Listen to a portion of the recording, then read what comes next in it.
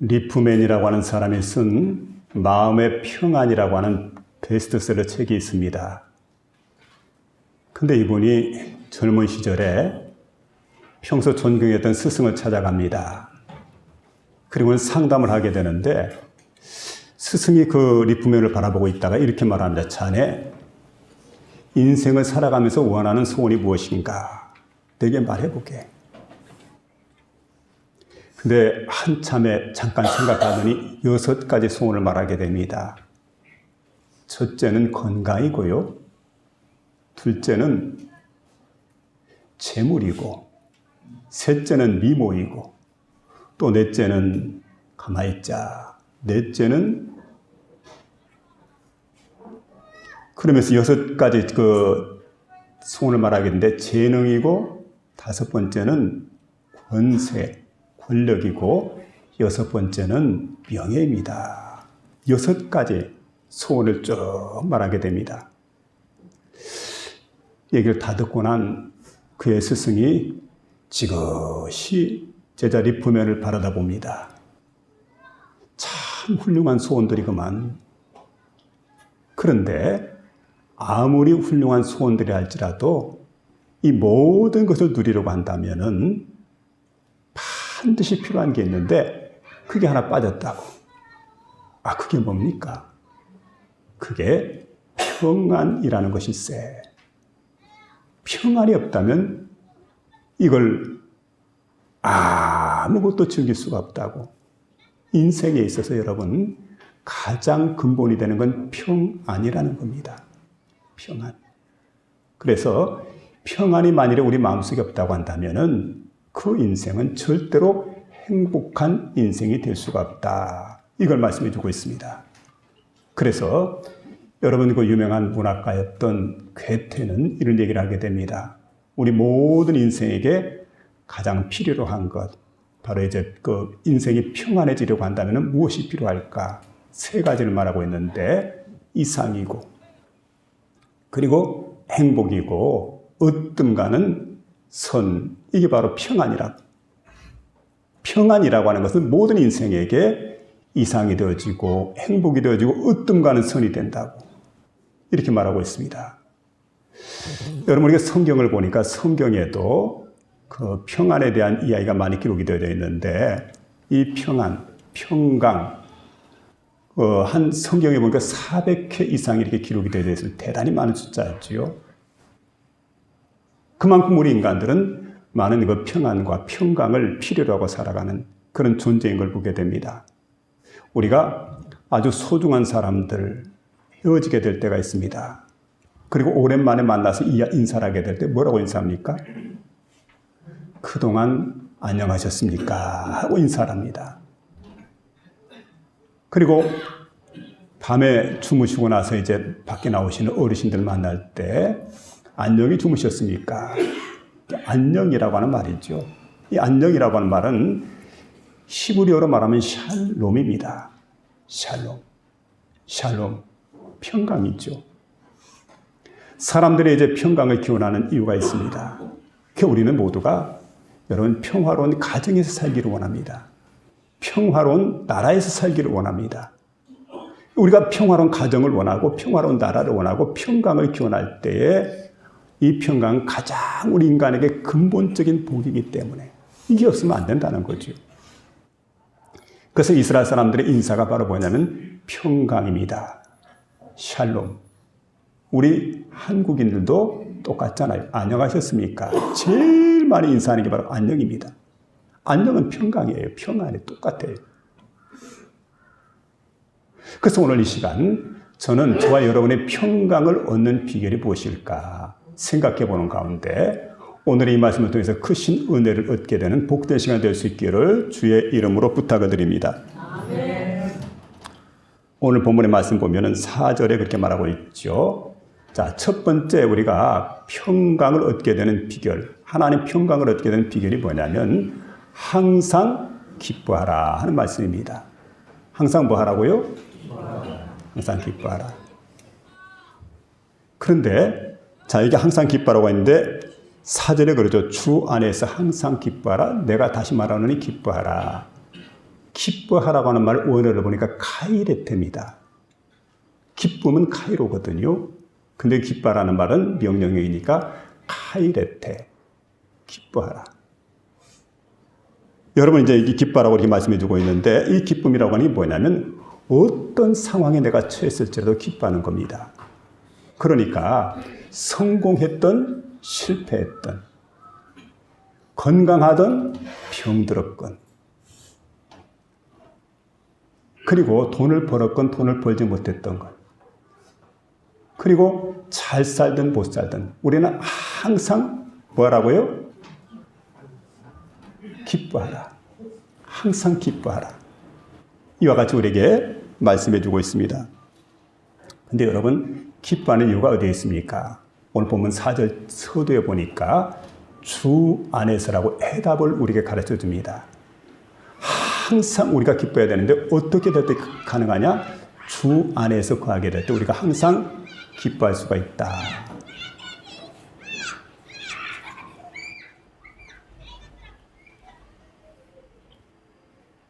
항상 기뻐할 수가 있는데 여러분 한번 어떻게 할 때 기뻐한다고요? 주 안에서 내가 거하게 될 때 항상 내가 기뻐할 수가 있다. 바로 이와 같은 말씀인데 오늘 여기에 대한 해답을 바울은 우리에게 들려주고 있습니다. 바울은 직접 체험을 했습니다. 사도행전 16장에 보게 되면은 사도 바울이 사도행전 16장 가운데 하나님 복음을 전하게 됩니다. 장소가 빌립보입니다. 근데 정말 복음을 전하다가 바울이 많은 어려움을 겪게 되는데 억울한 누명을 쓰게 되고 그리고 감옥에 갇히고 매를 얼마나 많이 맞은지 모릅니다. 근데 그 상황에서 감옥에서 바울과 실라가 깨어나게 됩니다. 그리고 그때 그들이 했던 일이 기뻐하는 일입니다. 그리고 하나님 여호와를 향해서 찬양을 했더니 놀랍게도 감옥문이 열려지는 그런 엄청난 역사가 일어나게 됩니다. 여러분 만일에 이때 하나님 왜 이러십니까? 하나님 이럴 수가 있습니까? 난 억울합니다. 난 하나님 복음 전하고 일평생 하나님의 뜻대로 살았는데 어찌하여 내게 이런 시련이 임하게 되는 겁니까? 억울합니다. 하나님. 원망하고 만일에 불평했더라고 한다면 여러분 어떻게 됐을까요? 그러면 옥문은 절대로 열리지 않았고 기적은 그는 체험할 수가 없었을 겁니다. 근데 여러분 이 어려운 상황 가운데 기뻐하면서 하나님을 찬양했더니 감옥문이 열려지는 그런 복된 역사가 나타나더라는 거죠. 그래서 바울이 감옥에 갇혀서 위험한 상황에서도 항상 기뻐하면서 그는 기쁨의 비결을 우리에게 말씀해 주고 있는데 주 안에 있었기 때문에 나는 기뻐할 수가 있었다. 주 안에서라는 말은 다른 말로 말하면 주님과 함께 있었기 때문에 나는 기뻐할 수가 있었다. 바로 그와 같은 말씀인데 여러분 평강의 왕이신 그리스도 예수는 바로 기쁨의 근원이 되십니다. 그러므로 내가 기쁨의 근원이 되신 그리스도 예수 앞에 있을 때 어떤 어려운 고난과 고통과 시련 가운데 내가 처한다 할지라도 그 가운데서 내가 기뻐하는 마음을 가질 수가 있다는 겁니다. 그렇게 기뻐하고 감사하고 나가게 될 때 하나님 여호와께서 우리 마음과 생각을 지켜주시는 그런 놀라운 은혜, 생각지 못하는 은혜를 베푸신 하나님이라는 사실을 믿으며 나아갈 수 있기를 주의 이름으로 부탁을 드립니다. 경기도 아마 분당으로 알고 있는데 그 만나 교회를 담임하셨던 김병삼 목사님, 이분이 어떤 날 이런 간증을 하게 됩니다. 한평생 이렇게 이제 사역을 하지 않습니까? 그런데 젊은 시절에 유학을 떠났대요. 굉장히 건강했다는 겁니다. 그래서 주변의 동료들, 동기들이 그의 체력을 보고 있다가 굉장히 이제 부럽게 여기는 아주 체력이 좋았던 그런 사람이었는데 어떤 날 예배당에서 이렇게 설교를 하다가 그만 갑자기 주저앉게 됩니다. 병원으로 실려갔어요. 근데 그때까지만 해도 자신은 굉장히 건강한 사람의 생각을 했고 하나님 주신 복이라고 생각했는데 그 하나님 주신 복이었던 그 건강이 한꺼번에 무너져 내려버린 거예요. 그 후로부터 한 10여 년 동안 이렇게 보니까 한 해라도 입원하지 않은 적이 없었더라는 거죠. 그러니까 질병이 찾아오게 되고 사고를 만나게 되고, 예를 들면 뭐 이런 질병을 그가 얘기를 하게 되는데, 자, 이제 어떤 질병일까 하고 보니까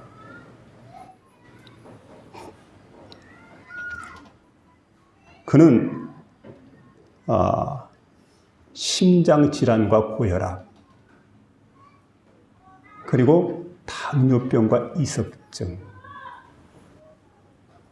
거기다가 우울증과 수면장애, 눈에 눈물이 멈추지 않아가지고 글을 제대로 볼 수가 없고, 그리고 신장 결석이 왔는데 8번씩이나 병원에 입원해야 되는 그런 엄청난 고통, 고난을 이제 겪게 되었다는 거죠.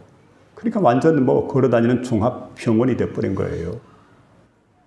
그리고 어떤 날 교통사고를 만나게 되었는데 교통사고 때문에 목 수술을 받게 되고, 그리고 또 허리 수술까지 받게 되고, 참 짧은 인생인데 어떻게 그렇게 고생을 많이 했을까, 이런 생각이 들게 됩니다.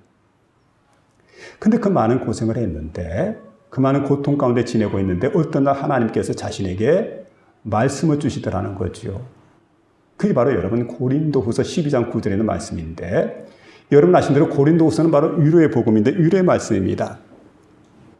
나에게 이르시기를 내 은혜가 내게 족하도다. 이는 내가 약한 데서 내 능력이 온전해짐이라 하는 그런 말씀입니다. 여러분, 나는 약합니다. 나는 부족합니다. 근데 그 가운데서 하나님의 능력이 나타나요. 바울이 그랬어요. 오늘 김병삼 목사님 바로 이런 은혜를 체험하게 됩니다. 이는 내 능력이 약한 데서 온전해짐이니라 하는 말씀을 이제 그는 붙들고 일어서게 됩니다. 여러분, 중요한 것은 여러분 우리가 어떤 가운데서도 바로 이 은혜 안에 살아간다고 하는 것, 주 안에서 살아간다고 하는 것, 얼마나 기쁘고 즐거운 일인지 모릅니다. 그래서 여기 보니까 주 안에서 항상 기뻐함으로 여러 가지 약한 것들에 대해 도리어 기뻐하게 하시는 하나님의 은혜가 있다, 이렇게 간증하고 있는데, 이 간증이 바로 저와 여러분의 간증이 되어 주시기를 주의 이름으로 부탁을 드립니다. 두 번째는 관용해야 된다는 말씀을 드리고 있습니다. 자, 관용해야 된다 하는 그런 말씀인데, 오늘 5절에 보니까 너의 관용을 모든 사람에게 알게 하라, 주께서 가까우시리라, 이렇게 말씀해 주고 있습니다. 영국의 정치가요 저술가였던 아서 제임스 벤포라고 하는 사람이 있는데, 그분은 이렇게 말합니다. 우리가 적에게 베풀 수 있는 가장 큰 것은, 바로 가장 좋은 것은 용서하는 일이다. 나를 반대하는 사람들에게 할 수 있는 가장 좋은 것은 뭘까요? 바로 관용이다, 이렇게 말하고 있다. 관용이라는 게 뭘까요? 한문에 보니까 관자는 너그러울 관자죠. 너그러울 관자. 용은 얼굴 용자입니다. 그러면 너그러운 얼굴이란 말입니다. 언제나 너그러운 얼굴을 가져라. 그래서 여러분, 우리 그리스도인들이 가져야 될 심성은 바로 뭐냐면 관용인데, 너그러운 얼굴을 갖고 살아가라는 거예요.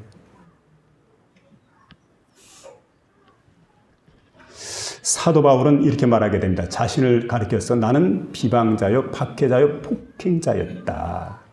그런데 내가 이렇게 변화가 된 것은 왜 변화가 되었느냐? 바로 하나님께서, 주님께서 나에게 관용을 베풀어 줬기 때문에, 그래서 내가 이렇게 변화가 될 수가 있었다, 이렇게 말하고 있습니다. 그래서 여러분 디모데전서 1장 13절에 보니까 내가 전에는 비방자요, 박해자요, 폭행자이었으나 도리어 긍휼을 입은 것은 내가 믿지 아니할 때 알지 못하고 행하였음이라, 이렇게 그는 고백을 합니다. 여러분, 우리가 자녀를 양육할 때 어떻게 양육을 합니까? 근데 자녀가 이렇게 보면 말을 잘 듣는 자녀도 있지만 말 잘 듣지 않는 자녀도 있어요. 그럼 매를 듭니다. 때로는 잔소리합니다. 그런데 자녀의 그 버릇을 고치려고 할 때 한번 생각해 보세요. 매를 들고 잔소리한다고 고쳐지지 않습니다. 하루 종일 잔소리하고 이틀, 사흘 동안 잔소리해도 아이는 고쳐지지 않을 겁니다. 근데 우리는 생각을 하죠. 아직 철이 없어서. 철 들면 좀 나아지겠지. 세월이 가면 좀 나아지겠지. 그리고 기다리는 마음을 갖게 됩니다. 그럼 정말로 기다리다 보면 어느 사이 자신도 모르게 아이들이 변화가 돼요. 우리 교회 나오는 아이들 가운데도 청년들 가운데 이렇게 보면은 어렸을 적에 정말 짓궂은 장난꾸러기였는데 볼 때마다 그런 생각이 있는데 어떻게 저렇게 변했을까? 참 대단하죠. 그러니까 여러분 하나님의 관용이라니 그런 거예요. 우리를 바라보게 될 때 참 천방지축입니다. 완전히 죄악 덩어리예요. 골치 아픈 그런 존재입니다. 그런데 하나님께서 우리를 바라보실 때 어떻게 합니까? 너그러운 마음으로 여러분 오래 참고 기다리고 용서해 줍니다. 사랑이라는 게 뭘까요? 사랑은 기다리는 거예요. 사랑은 오래 참는 겁니다. 사랑은 용서해 주는 겁니다. 여러분 주님께서 그 관용으로 저와 여러분을 대하시기 때문에 항상 우리에게 말씀해 주고 있죠. 관용을 베풀어라. 참고 기다리고 용서하라. 이 말씀입니다. 하루는 무신론자였던 로버트 잉거솔이라고 한 사람이 탁자 위에다가 그 탁상용 시계를 탁 올려놓고 근데 그때 그 시간까지 이제 이 사람이 뭘 했냐면은 청중들에게 무신론 강의를 했어요. 한참 강의를 하더니 탁상용 시계를 꺼내가지고 탁자 위에 턱 올려놓는 겁니다. 그리고는 이렇게 말하는 겁니다. 내가 지금부터 5분 동안 하나님을 향해서 온갖 욕설과 저주를 갖다 퍼볼 텐데 만일에 하나님이 살아계신다고 한다면 나를 죽일 것이라. 근데 내가 5분 동안 욕설과 저주를 퍼본데도 불구하고 내가 죽지 않고 살아있다. 그러면 하나님은 없다는 것과 있어도 무기력한 존재에 불과하다. 여러분 그렇게 믿습니까? 하고 이제 청중들에게 대답을 듣기를 원했더니 그렇다. 그는 시간을 재면서 5분 동안 온갖 저주를 퍼붓습니다. 온갖 욕설을 퍼붓습니다. 어떻게 될까요? 벼락 맞아 죽은 게 아닙니다. 근데 여러분 그렇게 욕설을 퍼붓음에도 불구하고 그대로 살아있더라는 거지요. 참 아이러니한 일이죠. 그때 그는 쾌심에 미소를 지으면서 말합니다. 그거 보라고. 내가 애초에 하나님 없다고 했잖아. 그리고 하나님이 있어도 무기력한 존재라고. 나한테 절대로 벌도 내리지 못하는 그런 하나님이라고. 그는 대래 큰 소리를 치게 됩니다. 이때 테오도르 피커라고 하는 신학자가 조용히 웃으면서 이렇게 말했습니다. 하나님은 인내하신 하나님이라고. 오랫동안 참으신 하나님이라는 말씀이죠. 근데 하나님의 인내를 갖다 단 5분을 가지고 그렇게 하나님의 인내를 갖다가 판단한다니 당신 정말 어리석은 사람이라고. 최정신이냐. 여러분 그렇지 않습니까?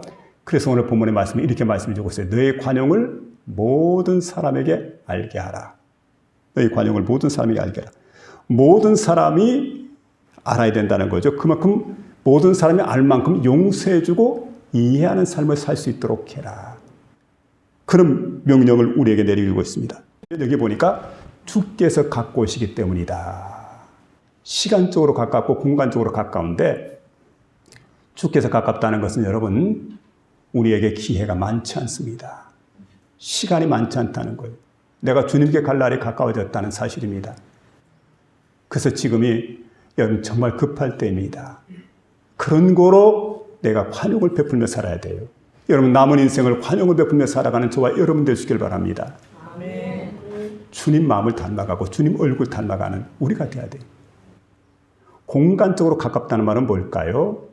주님께서 가까이서 내 모습을 지켜보고 있기 때문에 관용을 베풀어야 된다는 그런 말씀이에요. 아, 주님이 나를 지금 지켜보고 계시는구나. 내가 지금 주님 앞에 있구나.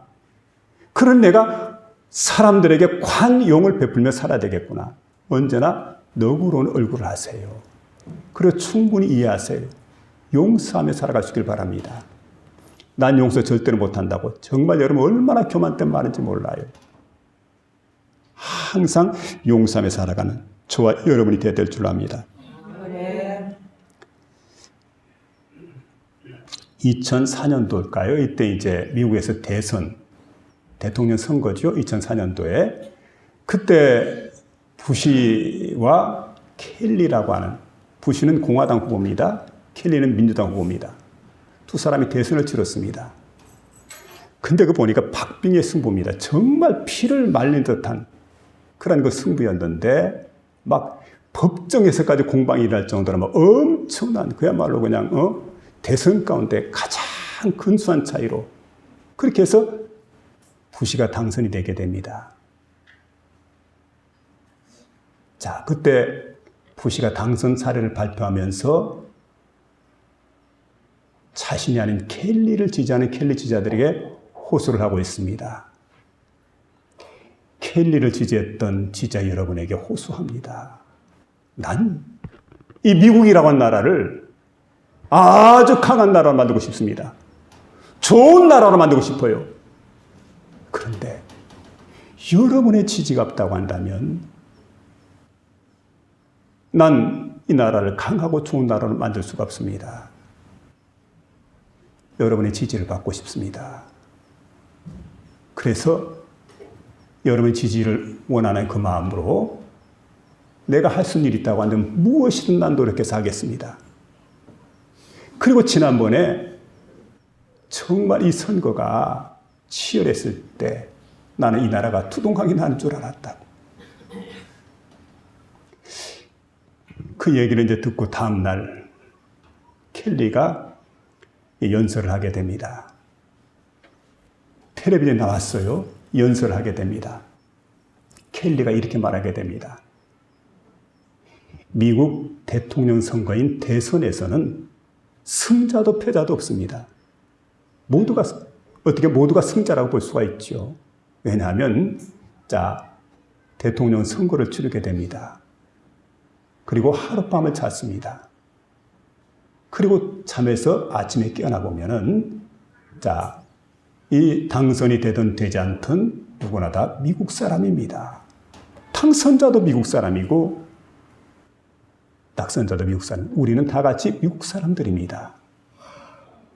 또 한 가지. 공화당에 투표했던 민주당에 투표했던 투표는 끝났습니다. 투표가 끝나고 우리 모두는 다 하나같이 미국 사람입니다. 그런 거로 협력해야 됩니다. 협력하세요. 누구에게 협력하는 겁니까? 부시 정권에 협력해달라는 그런 간곡한 부탁을 하는 거예요. 이게 미국이에요. 이게 관용이라는 거예요. 정치도 중요하지만 관용을 좀 배워야 돼요. 우리 지금 진영 논리가 얼마나 심각한지 몰라요. 근데 노벨 문학상을 받았어요. 그 사람이 누구인가가 문제가 아니에요. 근데 국민들의 마음은 나뉘어집니다. 진영이 어떤 진영이냐? 좌냐 우냐? 여러분, 관용의 논리가 필요하죠. 관용의 참 마음이 필요하지요. 관용을 베풀어라. 주께서 가까우시리라. 오늘 말씀해 주고 있는데 아무쪼록 여러분, 우리 모두가 관용을 베풀 수 있는 그런 아름다운 믿음의 사람이 될 수 있길 바라고, 관용을 베푸는 사람을 존경해야 돼요. 관용을 베푸는 사람을 우리가 우러러보고 그런 사람을 좋게 여기는 그런 아름다운 풍토를 만들어가는 저와 여러분 되시기를 부탁을 드립니다. 세 번째는 기도해야 된다는 말씀이 들려주고 있는데 6절에 보니까 두 가지 기도의 방법을 말씀해 줍니다. 아무것도 염려하지 말고 오직 모든 일에 기도와 간구로 너희 구할 것을 감사함으로 하나님께 아뢰라. 여기 보니까 아무것도 염려하지 말고. 자, 그럼 염려하지 말라는 말씀이 있습니다. 염려하지 말라. 염려는 왜 생기냐면 믿음이 부족하니까 염려가 생깁니다. 그럼 염려가 왜 생길까요? 믿음이 부족하기 때문에 마음속에 염려가 생기고, 또 한 가지는 의심할 때 마음속에 염려가 생깁니다. 그래서 성경은 말씀하죠. 의심하는 자는 주께 얻기를 생각할 수가 없다는 것. 더 이상 주께 구할 수가 없다는 거죠. 의심부터 사라져야 돼요. 두 마음을 품어 정함이 없는 그런 사람들이 의심하는 사람들입니다. 베드로전서 5장 7절에 보니까 너희 염려를 다 주께 맡겨버리라. 이는 저가 너희를 권고하심이라. 이렇게 말씀해 주고 있습니다. 기도하면서 염려하고 걱정을 합니다. 이 일이 어찌 될까? 불안한 마음. 그런 마음으로 하나님께 나가서 기도한다고 한다면 이건 여러분 하나님을 신뢰하지 못한다는 겁니다. 근데 우리가 여러분 하나님을 신뢰한다고 한다면 더 이상 염려하지 말고 근심하지 말고 기도해야 된다. 이렇게 말씀해 주고 있습니다. 그리고 기다리다 보면 하나님은 선한 길로 반드시 우리를 인도해 줍니다. 미국에 뉴욕에 롱 아일랜드라고 하는 섬이 있습니다.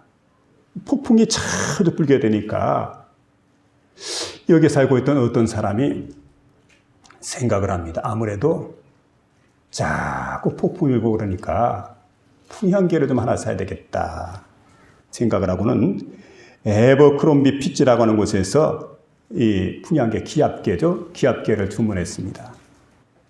기압계가 도착을 했어요. 딱 열어보니까 이제 바늘이 가르칩니다. 한 방향을 가르치게 되는데 열자마자 이상하게도 이게 어느 방향을 가리키냐면 허리케인이에요. 허리케인. 그거 이상하다. 밖에 나가서 또 이렇게 보니까 살펴보니까 밖에서도 허리케인이에요. 그래 흔들었어요. 막 흔들었더니 흔들어도 허리케인입니다. 아, 이 고장 났구나. 아니 에버크롬비 피치라고 하는 이 귀한 유명한 그 회사에서 제품을 만들어도 어떻게 이런 제품 만들어가지고 나한테 고장난 제품을 갖다 보낼 수가 있느냐. 반품해야 되겠구나. 반품하기 전에 이제 편지를 먼저 썼습니다. 그리고 뉴욕으로 이렇게 출근하기 전에 출근하는 길에 우체국에다 이제 편지를 보냈어요. 그리고는 이제 출근했습니다. 회사에. 그 회사를 마치고 나서 집에 돌아보니까 글쎄요 여러분 집이 사라져 버렸어요. 이게 어떻게 됐을까? 나중에 알아보니까 허리케인이 불어가지고 집이 사라져 버린 거예요. 그러니까 여러분 이게 기압계가 고장난 게 아니에요. 기압계가 너무 정확했던 거지요. 근데 문제는 이 사람이 그걸 믿지 못했던 겁니다. 그래서 이게 뉴욕에는 잡지에 나왔어요. 이런 일이 있다. 우리가 한치 앞을 알 수가 없어요. 어떤 일이 어떻게 날지 우리가 알 수가 없습니다. 근데 이제 그런 세상 우리가 살아가잖아요. 때로는 내가 원하는 대로 모든 일이 진행되지 않고 거꾸로 돌아갈 때가 있습니다. 이게 몹시 마음이 불안해지기도 하고 하나님이 살아계신다면 어떻게 이런 일이 있을 수 있을까? 근데 이럴 때도 우리가 어떤 마음을 가져야 됩니까? 하나님을 신뢰하는 마음을 가져야 돼요. 하나님은 어떤 분입니까? 바로 이 기압계보다도 훨씬 더 정확하신 그런 하나님이라는 사실을 믿으며 살아갈 수 있기를 부탁을 드립니다. 그 하나님을 믿고 신뢰하고 의지하게 될 때 하나님은 우리의 인생을 선한 길로 인도해 주신다. 아무것도 염려하지 마. 아무것도 걱정하지 마. 근심하지 마. 그리고 하나님께 맡겨. 그리고 믿음으로 기도해. 그러면 응답해 주실 거야. 바로 이와 같은 복된 신앙을 갖는 저와 여러분 되시기를 부탁을 드립니다. 그리고 오직 모든 일에 기도와 간구로 너희 구할 것을 감사함으로 하나님께 아뢰라. 기도와 간구로 너희 구할 것을 감사함으로 하나님께 아뢰라. 원망 불평하면서 하나님께 기도하게 되면 이건 바로 하나님을 신뢰하지 못한다는 증거예요. 그렇기 때문에 언제나 하나님께 기도할 때마다 어떻게 기도하냐면은 감사함으로 하나님께 기도해라. 우리가 기도할 때 여러분 감사가 많아야 돼요. 감사가. 대표 기도에도 감사가 많고 내가 하나님께 엎드려 기도해도 개인 기도해도 감사가 많고 합심해서 기도해도 감사가 많고 감사의 기도가 터져 나와야 돼. 감사가 터져야 돼. 어떤 아주머니가 시집 간 지 10년이 되었더랍니다. 결혼 생활한 지 10년이 되었는데 남편이 그렇게 속을 새깁니다. 뭐 다른 건 괜찮은데 하루라도 술을 안 마시고 돌아온 날이 없어요. 술 마시고 비틀비틀 취해가지고 들어오는데 근데 어떤 날 남편이 이제 밖에 나가서 술을 진탕 마시고 고주망태가 돼가지고 집에 들어오는데 비틀거리는 남편 부축해가지고 그래 안에 들어왔더니 그냥 하고 토해버립니다. 그러니까 이건 뭐 집안이 난장판이에요. 막 어지러지고 이랬는데 다 정리하고 치워놓고 이부자리 깔아가지고 그 남편이 이제 대충 씻겨가지고 그 주무시라고. 그래가 딱 눕혀놓고 잠자리 기도를 하게 됩니다. 그러니까 여러분 기도가 나와요. 푸념이 나오지요. 신세 타령이 나오지요. 어쩌다가 내가 이 인간하고 결혼해가지고 참 한심스럽구만. 벌써 10년째 내가 이러고 있는데. 근데 여러분 이제 이 여성은 교회 집사님입니다. 열심히 교회도 다니고 그리고 교회에서 충성도 많이 하고 기도도 많이 하고 그런 여성이. 근데 이제 남편을 잘못 만난 거지요. 그리고 가끔 남편이 늦게 들어와서 또 술 마시고 이러면서 얼마나 또 잔소리가 심하고 악담도 많이 하고 그리고 때로는 그냥 막 주먹질도 하고. 그러니까 여러분 시집살이가 얼마나 힘들겠어요. 그래 신세 한탄하다가 불현듯이 떠오른 생각이 있더랍니다. 그 주간에 교회 나가서 하나님 말씀을 들었는데 오늘 주신 6절 말씀인데 아무것도 염려하지 말고 오직 모든 일에 기도와 간구로 너희 구할 것을 감사함으로 하나님께 아뢰라. 그렇구나. 내가 하나님께 감사함으로 알아야 되겠구나. 근데 여러분 감사할 거리가 없는 거예요. 뭘 내가 감사할까? 생각하다 감사함으로 아뢰라고 했는데 하나님 좌우지간 감사합니다. 그리고 가만히 생각하는데 여러분 성령께서 감동을 주시는 거예요. 감사한다고 하니까. 그 우리 나이에 남편 없이 살아간 사람이 들어있는데 저런 인간이라도 있으니까 저런 인간 남편이라도 있으니까 그게 다행이지 뭘. 하나님 그래서 감사합니다. 그랬대요. 그때 또 감사의 조건이 생각이 나는데 저렇게 술 취해도 완전 막 고주망태가 되죠. 비틀거리면서 들어오는데도 와 남의 집 안 가고 지 집 찾아오는 걸 보니까 얼마나 또 감사합니까? 이 정신이 이상이 있는 건 아니라는 증거 아니겠어요? 그리고 또 생각해 보니까 그렇게 이제 그 술포 마시고 들어오는데 그런데도 불구하고 저렇게 술을 마시는데도 불구하고 건강하다는 건강. 평온해 가지 않고 세상 이거 생각하니까 또 감사하지요. 그리고 또 이제 토요일날도 술포 마시고 들어와가지고 주일날 낮에까지 이렇게 주무시니까. 그러니까 교회 나가는 것 어렵지 않잖아요. 집 봐주니까. 그리고 교회 다니는데 한 번도 교회 간다고 잔소리 한 적이 없어요. 그러니까 와 감사할 조건이 많구나. 근데 여러분 기도할 때 처음에 신세 타령하다가 얼굴에 막 구겨져요. 내천자거리고 막 여덟팔자거리고 막 얼굴 다 구겨져 있었는데 여러분 다림질 하게 되면 구겨진 옷이 깨끗하게 펴집니다. 저도 다림질은 제가 합니다. 얼마나 기분이 좋은지 몰라요. 다림질할 때. 쫙 펴지니까. 여러분 성령께서 그 얼굴을 다림질하신 거예요. 완전히 구겨진 그 얼굴이 그냥 쫙 펴지면서요. 정말 얼굴이 황채가 날 정도로 환해졌어요. 그 얼굴을 제대로 본 적이 없죠. 지금까지 남편이. 근데 잠들었던 남편이 볼일을 보려고 자리에서 벌떡 일어나서 밖으로 나가려고 하다 보니까 옆에서 자기 부인이 앉아가지고 희죽희죽 웃고 있습니다. 잘 웃지도 않는데 웬일일까? 그래 물었대요. 왜 당신 희죽희죽 웃고 있느냐? 좋아서 웃고 있죠. 좋긴 뭐가 좋느냐고. 당신 때문에 좋아서 웃고 있다고.